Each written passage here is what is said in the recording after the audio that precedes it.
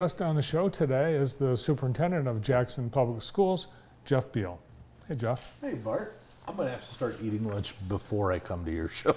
Well, because, the way you advertise it, I'm like, I'm hungry now. You could just come a little early and join in. Yeah, apparently. We'll take care of you. We'd love to have you join us for lunch. The holidays, have you been, are you infected with the holiday spirit yet? I love the holidays. I really do. This is a whole great season for me, from Thanksgiving on through New Year's, and whether it's Go Blue Michigan football or our Lions, certainly some great things happening in Jackson Public Schools. Our boys are off to a really nice start. They swept Battle Creek last night. They're on to play Pontiac this week, I think, on the road on Friday. But again, a good game last week against Western, so some good talent right out the gate. Just fun time of year. And yes, we are in full decorating mode at my house. Just to compare, I think my wife she added 4 new trees to the collection. All right, well, that sounds outrageous. Adding 4 new trees until you find out how many that brings the total to. I think the running number right now is 27. 27 Christmas trees. Inside the house, outside the house, on the mantle, and every square inch. I was literally telling you, I think I just wanted 5 feet that I could look at that didn't have a Christmas tree in it. Do you have to watch TV through the tree, through the branches? Almost. Yeah. Almost. Well, how fun. It's a great time, really is. And so anytime we get the kids to come home and celebrate, help decorate the house, it's good for me. That's right. You've got someone at Wayne State, right? Graduated now. She's working over in Detroit. I've only got one in high school and one at Central Michigan right now. And then, but Rissa graduated from Wayne State with a degree in political science, and she's working over in Detroit. Jordan, my oldest, graduated from Northern Michigan University, and she is working over in Kalamazoo Public Schools because she didn't want to work for her dad. And she said, I just can't be the superintendent's daughter anymore, Dad. I'm going to go over here and be a teacher. And so she's doing great. And then Allison graduated from the Jackson County Early College, and she's working for a bank up in Mason. So all the kids have kind of gone and done what life does. It's so much fun. We had them home for Thanksgiving, and it blew me away. I love watching them grow. You miss the little years, but the next steps are just as much fun as they kind of branch out into the world and do some of that. Awesome. Very exciting. Well, you really aren't officially an empty nester until they're all out of college, because they tend to keep coming back. Yeah. Thanks. Appreciate that one. Yeah, just so you know. We've got a number of things going on during December. One is the College and Career Access Center Winter Wonderland event. And I know you're encouraging your students to get that FAFSA filled out. And I heard that they're making it a little easier. All right, so yes, there is a new FAFSA form. It's actually a little bit less obtrusive. And here's the thing: a lot of folks don't want to jump in and do the FAFSA. They don't want to share their income. They think the government is spying on them. The 132 different excuses for why we don't want to do the FAFSA. And I'm not going to tell anybody they're wrong, but if you go to a university, you miss out on a ton of financial aid that's available, and not even just financial aid that's available if you have need. I mean, there are scholarships within the university, program scholarships that they're trying to give away, that you have to complete the FAFSA for. Now, there was a bill last session up in Lansing to require the FAFSA as part of graduation, and I'll be fair with you, I'm against that, but I am strongly encouraging folks, please fill out the FAFSA. Please come in and sign up. Take advantage of the College and Career Access Center. If you're a JPS student, we've got a person in Jackson High who will help you out, and if not, we'll get you squared away at the location out at Jackson Crossing. So. That's this Saturday all day long at College and Career Access Center at Jackson College. I cannot stress how much money is on the table for students today and how expensive college is. Please take advantage of this event. They've got great people out at the Crossing at the Career Center, or College and Career Access Center. Awesome. you had an event partnering with the City of Jackson, trying to help people become homeowners. And that's really a city program, but JPS, you know, when we think about how do we grow Jackson, when we think about how do I encourage families to settle down, to have kids here in the city, to, you know, obviously come to school in JPS, it makes good sense for us to be partners where we can with local government, with our community. And so when we look at what's going on with the event here last week, it's how can I encourage our staff or our community to settle down, and if it can help a handful of folks, and I think there's 100+ homes available in this. I don't want to get my numbers wrong, but there's quite a few. It's a good program that the city's doing to help encourage home ownership. Yeah. And so I'm all in. If we can encourage home ownership in the city and we can build some of our folks up, Jackson Public Schools is happy to be helpful. And we had I think about 100 people attend out at Parkside last week. Kelly Crum helped to run that for us. You know, Kelly's our Chief Diversity, Equity, and Inclusion Officer, and she really is working not just in that area, but really kind of with our parent liaisons, with some of these other programs to try to really push JPS out into the community and help get the community into JPS. So cool. All right, one of the visitors to one of the JPS schools last week was telling me about the food. That's all they talked about, the food. They were raving about the food. So you guys, and I know because I've had Tower Food Service food.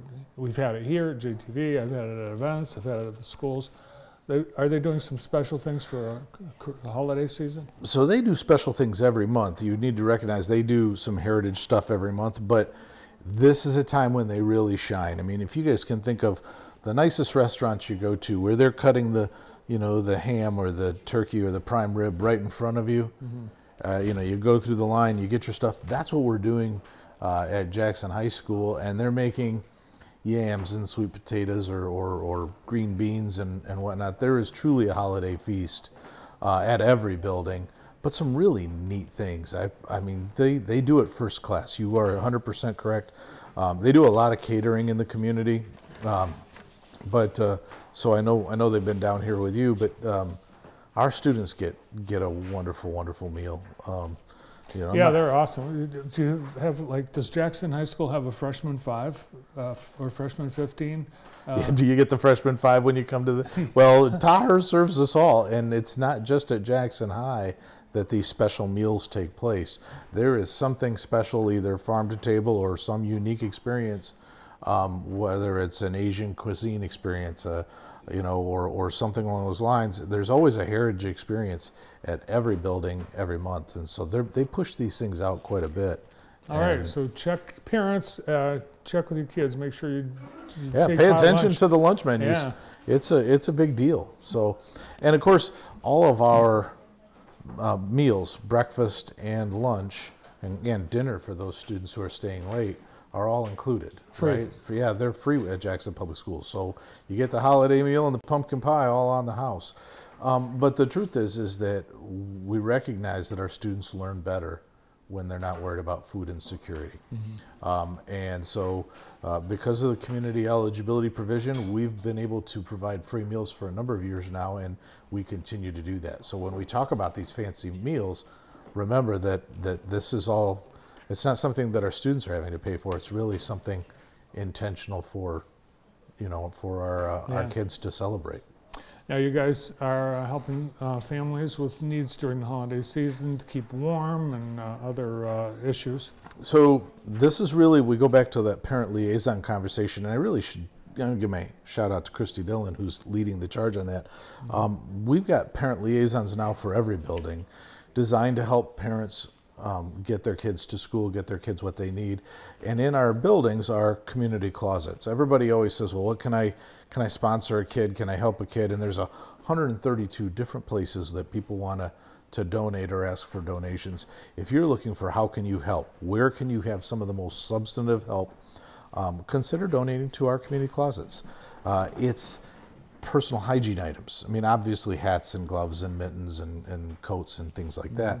But personal hygiene items go a long way. These are pieces that not everybody has, and yet if they can walk into the community closet, get what they need, and it's in a an area where they don't have to feel out of place. They don't have to feel like all the eyes are on them. They don't have to feel it's a great place to come and get some extra resources, and it's available at all of our buildings. You wouldn't believe the number of socks and underwear we give away. I mean, it's silly stuff like that, but those are, people don't think about socks. They don't think about, goofy things like belts and whatnot. We tend to focus on, well, do I have a hat and a glove, right, or, whatnot. But good deal. I would encourage folks to do that. If you're looking for something to donate to this year and you want to know how can you help the schools or how can you help the kids out, call the buildings, call Jackson High, call my office. We'll point you in the right direction. I'll hook you up with Christy Dillon. If you don't know her already, I stalk her on Facebook. I'm sorry, Rob, don't say I said that. But the truth is that she lives on Facebook. She does. She's always there. But the reality is she'll help you, and we can find where your items. I mean, $20 worth of personal hygiene items goes a long way, and we can find those closets that are running low. How was a fun night at Parkside last week? Jamming. I mean, really jamming. Our kids. A lot of times you don't realize this, but our kids are given a lot of after-school experiences. They're giving a lot of after-school opportunities, and Parkside, like many other schools, does a lot of, we call them fun days or after-school, events. And so it really gives them a place to play, blow off steam. I mean, they come to school, and we think about our hallways as, places we're going to walk down and go to class to class to class. But they come socialized. They come for their friends. They come for the opportunity. And Jackson Public Schools, Parkside in particular, that dome that you're standing in out there, that's 1 acre underneath that dome. If you can find a place that's heated and comfortable, it's got an acre underneath it that you can run around and do lots of different things. The pool, the media center, the opportunities that exist for our kids right now are fabulous. And I give kudos to, Principal Krista Jarvie out there. She and her team have done a wonderful thing, and they continue to grow that building. So cool. Yeah. All right, lacrosse fans, here comes some exciting news. I actually got a hint that this was happening. I was at the Glick athletic facility last, I think in early September, and there's these kids coming in with lacrosse sticks. And I thought, what is this? Maybe just some kids playing around, but you're bringing that program in. Poking the bear, aren't you? Yes, we are growing. Lacrosse is going to be a brand new sport this year. It's going to be a cooperative with several schools around the county, so that, again, JPS can be the lead school, and I think some of the games will be played out at Lemon Christie. We are, the reason I poked the bear conversation is we're working on the Glick with the velocity that these things get when they start using the sticks. And so trying to figure out what kind of a soft ball they can use so that we're not destroying the place or putting somebody in harm's way in a confined space. We are working on it though. But yeah, no, lacrosse is coming. It's going to be very exciting. Just growing again. I think we're up to 23 different sports at Jackson Public Schools right now. So it's, including esports. Actually 24, including esports. There you have it. Yeah. Let's take a look at what do you call the team? Why you ask me these silly questions? But our esports team, and there are a couple of them that are here, both went 5-2 last week. Or on the season. One is, I think, tied for 6th, and one's tied for 13th in the state. They play a couple of different games. It's way over my head, but they are way good at it, I tell you right now. Super Smash Bros. Oh, that's one of the games. Yeah, and Rocket League is another one that they play. And if you don't know anything about competitive esports, just go to YouTube and type in competitive esports. People follow these games like crazy, and advertisers and sponsors support this like crazy. Colleges and universities are giving away scholarships for esports participation. Tens of thousands of dollars. Oh yeah, it's unbelievable. And back in the 80s when I'm playing Pac-Man and I'm having a good time doing it, you never would have called it a sport. But what you get out of these kids is an opportunity to really, there's teamwork and communication and really good competition.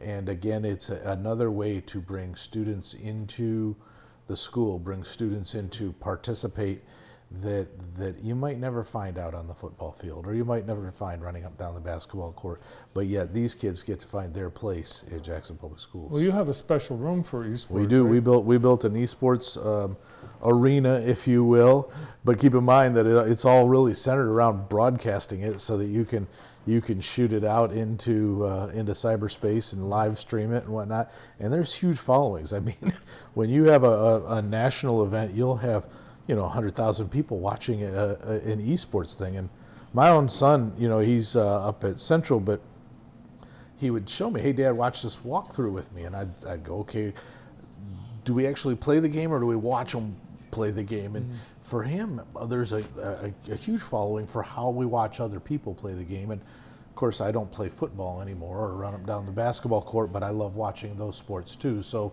if I can put my head in that same space, it's a great experience for our kids. Sure. All right, some opportunities to come enjoy the talents of Jackson Public Schools students. You've got some seasonal concerts this month. Yeah, coming up. Well, let's see, we got here orchestra concert. I'll make sure I get the dates right. Orchestra concert is on the 7th at 7. Winter band concert is the 19th, everybody. I think it's been posted wrong, but it is the 19th at 7. And then our winter choir concert is the 20th at 7 o'clock. So just show up at 7 o'clock. There should be something going on every night at Jackson Public Schools. Great. Well, I hope you and your family and everyone at JPS have a wonderful holiday season, and appreciate you coming in today. Always. Thank you very much. And again, from my family to yours, please have a safe and happy holiday. Thanks, Jeff.